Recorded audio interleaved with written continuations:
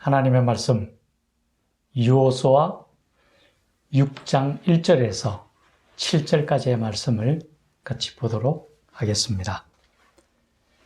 이스라엘 자손들로 말미암아 여리고는 굳게 닫혔고 출입하는 자가 없더라. 여호와께서 여호수아에게 이르시되 보라, 내가 여리고와 그 왕과 용사들을 내 손에 넘겨주었으니 너희 모든 군사는 그 성을 둘러 성 주위를 매일 한 번씩 돌되 엿새 동안을 그리하라. 제사장 7은 7 양각 나팔을 잡고 언약궤 앞에서 나아갈 것이요 7째 날에는 그 성을 7번 돌며 그 제사장들은 나팔을 불 것이며 제사장들이 양각 나팔을 길게 불어 그 나팔 소리가 너희에게 들릴 때에는 백성은 다 큰 소리로 외쳐 부를 것이라. 그리하면 그 성벽이 무너져 내리리니 백성은 각기 앞으로 올라갈지니라 하시매 눈의 아들 여호수아가 제사장들을 불러 그들에게 이르되 너희는 언약궤를 메고 제사장 7은 양각 나팔 7을 잡고 여호와의 궤 앞에서 나아가라 하고 또 백성에게 이르되 나아가서 그 성을 돌되 무장한 자들이 여호와의 궤 앞에서 나아갈지니라 하니라. 아멘. 오늘은 난공불락 요새의 무너짐에 대하여 같이 나누며 은혜 받기를 원합니다. 이 시간 주에 성령님께서 함께 하셔서 우리 모두에게 은혜가 충만한 시간이 되기를 간절히 축원합니다. 모세를 통하여 출애굽을 한 후에 이스라엘 백성들은 이제 여호수아를 새 지도자로 삼아서 가나안 땅으로의 입성을 시작하고 있습니다. 그런데 그들이 요단강을 건너서 가나안 땅으로 들어가기 위해서는 반드시 거쳐야 될 관문이 있습니다. 그것이 바로 여리고성입니다. 그런데 이 여리고성은 너무나 견고하게 되어 있습니다. 쥐새끼 한 마리조차도 들어갈 수 없을 정도로 튼튼하고 견고한 요새였습니다. 그야말로 난공불락의 요새라고 말할 수 있을 것입니다. 그런데 이 난공불락의 요새를 뚫고 들어가기 위해서는 참 특별한 방법을 하나님께서 제시해 주고 계시다는 사실입니다. 일반적으로 우리가 상식적으로 볼 때에 이처럼 견고하고 튼튼한 성을 무너뜨리고 정복하기 위해서는 잘 훈련되고 용감하고 뛰어난 수많은 군사들과 또 그런 튼튼한 성벽을 무너뜨리기에 합당한 공성태 같은 훌륭한 전쟁 무기 이런 것들을 잘 갖추어서 성을 쭉 둘러서 에워싸고 공격과 후퇴를 반복하여서 격렬한 전투를 치르게 되고 거기서 결국 승리하고 나서 성벽을 무너뜨리고 침입해 들어가는 것이 일반적인 정복의 방법일 겁니다. 그런데 오늘 하나님께서는 그런 것과는 전혀 다른 방법을 제시해 주고 계십니다. 너무 조용하고도 편안한 방법입니다. 오늘 본문에서 하나님께서 그렇게 말씀하십니다. 너희 이스라엘 백성들이 여리고성을 하루에 한 바퀴씩 조용히 돌아라고 이야기합니다.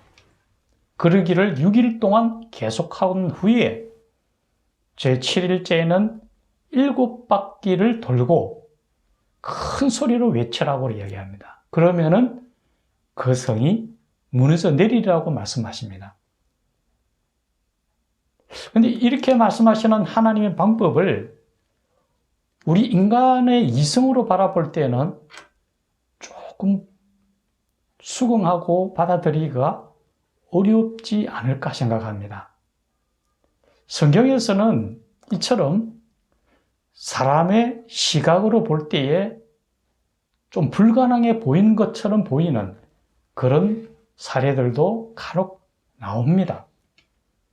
우리가 기억해야 할 것은 우리가 가지고 있는 인간적인 식견, 우리가 가지고 있는 지식과 경험의 토대 위에서 인간적인 관점으로 하나님을 바라봐서는 안 된다라는 겁니다.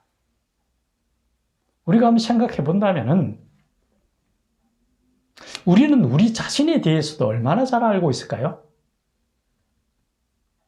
우리는 우리 자신을 참 많이 알고 있다고 생각합니다. 그런데 그건 잘못된 생각입니다. 우리는 우리가 죽을 때까지 우리가 가지고 있는 역량의 17% 내지 18% 정도를 발휘한다고 그럽니다. 가장 뛰어났던 아인슈타인도 자기 역량의 20% 이상을 발휘하지는 못했다고 그럽니다. 결국 우리가 가지고 있는 역량의 80%는 우리 안에 잠재되어 있고 그것을 잠재 능력이라 그러죠. 우리는 그 잠재 능력이 어떤 것까지 가능한지도 알지 못합니다. 우리 인간이 가지고 있는 우리 속에 있는 것조차도 우리는 제대로 잘 모른다라는 거죠. 또 심리학에 보면은 조혜리 창이라는 게 있습니다. 이 조혜리 창에 의하면은 우리 마음에는 4가지 영역으로 나누어진다고 합니다. 먼저 우리 자신은 알지만은 다른 사람은 모르는 영역입니다. 우리가 비밀이 간직하고 싶은 영역이겠죠. 또 한 영역은 우리 자신도 알고 다른 사람들도 아는 영역, 공공연하게 잘 알려진 사실들에 대한 부분일 겁니다. 세 번째 영역은 우리 자신은 모르는데 다른 사람은 아는 영역, 우리가 알게 모르게 습관화되어 있는 행태될 겁니다. 우리는 깨닫지 못하지만은 다른 사람들은 알고 있는 영역입니다. 네 번째 영역은 나 자신도 모르고 다른 사람들도 잘 모르는 영역입니다. 결국 우리가 우리 자신을 알고 있다고 판단하지 몰라도 우리가 알고 있는 영역은 우리 자신 안에서 반 정도도 지나지 않습니다. 우리는 우리 자신마저 또 똑같은 사람의 마음도 우리는 모른다라는 거죠. 이처럼 우리가 제한됐고 한계를 가지고 있는 이런 시각으로서 온 우주 만물의 창조주이신 하나님을 바라보고 하나님을 판단한다라는 것은 너무나 잘못되었다라는 것을 알아야 합니다. 우리가 밖에 나가서 한번 하늘을 우러러 보십시오. 하늘에는 수많은 별들이 떠 있습니다. 그 별들 중에 우리가 알고 있는 별이 과연 몇 개나 될까요? 모든 인간의 지식을 다 동원해도 0.01%도 잘 알지 못할 겁니다. 우리가 하나님에 대해서 섣부르게 우리가 판단하거나 우리가 하나님의 그러한 부분들을 잘못 이해해서는 안 된다는 것을 우리는 다시 한번 생각해야 됩니다. 최근에 여리고 성에 대한 조사를 한 기사를 본 적이 있습니다. 그 여리고 성을 조사하던 중에서 밝혀진 사실에 의하면은 여리고 성이 무너진 것이 안에서부터 바깥쪽으로 성이 무너졌다는 것을 확인하였습니다. 일반적으로 성이 외부의 침략에 의해서 전쟁을 통해서 만약에 그 성이 무너졌다면 반드시 바깥에서 안쪽으로 무너져야 됩니다. 왜냐하면 바깥에서 침략해 들어가야 되니까요. 그런데 여리고 성은 분명히 안에서 바깥쪽으로 무너졌다라는 것. 이것은 인간적인 방법에 의해서 무너진 것이 아니라는 것을 명백하게 증거하고 있습니다. 하나님의 방법으로 무너졌다라는 것을 확실하게 저희에게 보여주고 있다는 거죠. 그렇다면 하나님께서는 왜 이런 방법으로 여리고성을 무너지게 했을까요? 거기에는 몇 가지 중요한 사실이 있습니다. 먼저 우리가 생각해 볼 수 있는 것은 그 당시에 이스라엘이 가지고 있는 힘으로서는 이 여리고성을 무너뜨릴 수가 없었기 때문입니다. 완벽하게 견고한 이 여리고성을 무너뜨리려면은 정말 훈련을 잘 받은 훌륭한 군사가 필요했고 또 성벽을 무너뜨릴 수 있는 공성태와 같은 전쟁 도구가 필요합니다.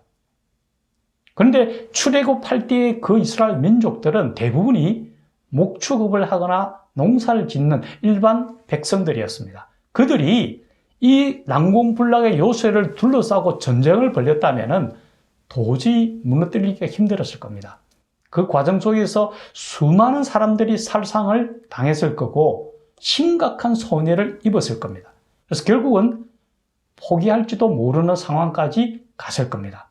하나님께서 약속하셨던 젖과 꿀이 흐르는 땅을 가기 위해서는 이 성을 반드시 통과해야 되는데 이것을 무너뜨리고 가야 되는데 그것을 해결 못한다면 하나님의 약속의 땅으로 들어갈 수가 없다라는 거죠. 결국 하나님께서는 이 이스라엘의 그 한계를 보셨기 때문에 인간적인 방법이 아닌 하나님의 방법을 제시해 주셨다라는 걸 우리는 알 수 있습니다.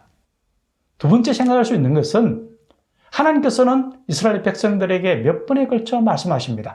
전쟁은 여호와의 것이라고 말씀하십니다. 만약에 이스라엘 백성들이 자기들의 힘과 능력으로 이 여리고성을 무너뜨렸다면 그들은 분명히 그렇게 얘기했을 겁니다. 우리가 뛰어나서 우리가 이 전쟁을 이겼다라고 얘기할 겁니다. 그런데 하나님은 그것을 원하지 않으셨습니다. 분명히 전쟁은 하나님의 것이라고 말씀하셨고 하나님의 방법으로 이기시기를 원하셨다라는 거죠. 세 번째 우리가 생각해 볼 수 있는 것은 하나님의 계획과 하나님의 섭리는 반드시 이루어진다는 것을 보여주셨다는 거죠. 하나님께서는 아브라함에게 말씀하셨습니다. 내가 너희 후손들을 내가 약속한 젖과 꿀이 흐르는 가나안 땅으로 너희를 드리리라고 말씀하셨습니다. 만약 이스라엘 백성들이 이 여리고성을 못 무너뜨린다면 하나님의 약속의 땅으로 들어가는 것은 불가능합니다. 그렇다면 하나님께서 계획하셨고 약속하셨던 그 언약이 이루어질 수가 없죠. 하나님의 언약은 사람과는 다르다고 말씀하셨습니다. 반드시 이루어지십니다. 그것을 이루시기 위해서 오늘 여리고성을 하나님께서 무너뜨리셨다라는 걸 말씀해 주고 있습니다. 우리 인생도 돌아보면은 어떤 때 우리에게 닥쳤던 이 여리고성과 같이 정말 무너뜨릴 것 같지 않은 힘들고 어려운 상황 속에 있을 때도 있을 겁니다. 하지만 지나고 돌아보면은 그 모든 성들은 다 무너지고 다 해결되었습니다. 그것은 하나님께서 피할 방법을 내시고 우리에게 그것을 능히 이기게 하셨기 때문에 가능했다라는 거죠. 이제 우리에게 마지막 관문이 또 우리 앞에 남아 있습니다. 그 관문도 우리는 참으로 힘들고 어려운 관문이고 쉽게 해결될 수 없는 관문입니다. 그런데 하나님께서 우리에게 말씀하십니다. 두려워 말고 무서워 말라. 내가 너와 함께 함이라고 말씀하셨거든요. 그 하나님의 말씀을 붙들고 나아간다면 이 또한 분명히 우리가 극복해 나갈 수 있을 겁니다. 주께서는 우리에게 이렇게 말씀하십니다. 내가 사망의 음침한 골짜기로 다닐지라도 해를 두려워하지 않을 것은 주께서 나와 함께 하심이라고 말씀하십니다. 우리가 마지막 하나님 나라에 이르기까지 주님 손을 굳게 붙들고 주님이 주시는 평안함을 누리며 끝까지 주님의 자녀로서 온전한 삶을 이루어 나갈 수 있기를 주님의 이름으로 간절히 축원합니다. 같이 기도드리겠습니다. 우리 삶의 주권자 되신 하나님 아버지, 이스라엘 민족들은 난공불락의 요새였던 여리고성을 하나님이 주신 그 방법을 통하여 다 무너뜨리고 나아갔습니다. 우리 또한 우리 삶 속에서 부딪혔던 이러한 어려운 난관들을 하나님이 주시는 지혜와 권능을 통하여 다 해결함을 받았습니다. 앞으로 남은 마지막 관문도 하나님께서 함께 하신 그 손을 붙들므로 강하고 담대한 마음으로 이기며 나아갈 때에 주님이 주시는 평안을 누리며 살아가므로 온전한 삶을 끝까지 유지하며 주의 자녀로서 온전한 삶을 이룰 수 있도록 우리를 도우시고 인도하여 주시옵소서. 예수님의 이름으로 기도드리옵나이다. 아멘.